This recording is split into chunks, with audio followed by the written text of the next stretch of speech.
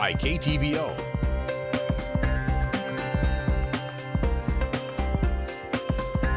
Welcome back, and let's go ahead and start off with our local satellite and radar. Looking at our first line of thunderstorms moving into the area during our morning hours, but we want these thunderstorms to last a little bit longer. The longer they're going to last, the more cloud cover we're going to see extending into the afternoon, and that'll help keep our severe weather chances at a minimum tonight. But we are getting ready for a very active 48-hour period filled with a couple chances for some strong to potentially severe storms rolling through the area.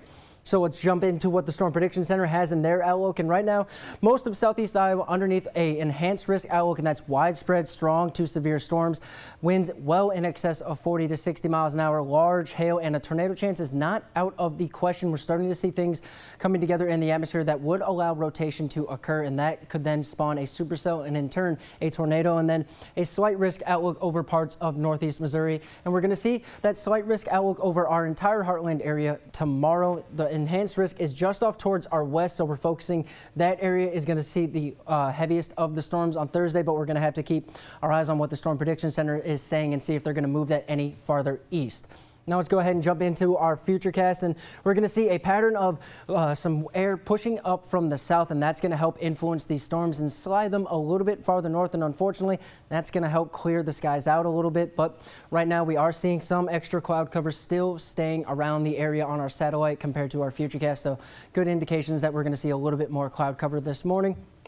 But heading into the afternoon hours, that's when we're getting ready for our next round of pretty significant weather. Starting to see isolated storms spawning around that 7 to 8 p.m. hour. And thankfully, though, we are seeing that same type of pattern with the upper airs pushing things a little bit farther north. So we could start to see that increase a little bit more, sliding that system even farther north. But right now, focusing right along the Missouri-Iowa border as intense areas of some storms pushing in, and then in towards Thursday afternoon.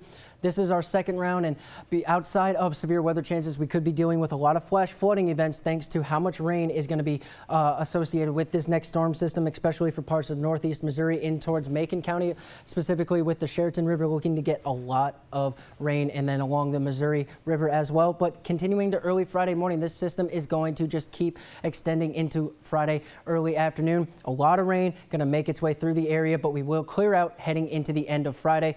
Let's go ahead and take a look at rainfall amounts that we could be dealing with over the next 36 to 48 hours, and seen a little bit of a change in the model, but right now we are expecting upwards of an inch and an inch and a half in parts of northeast Missouri compared to parts of southeast Iowa.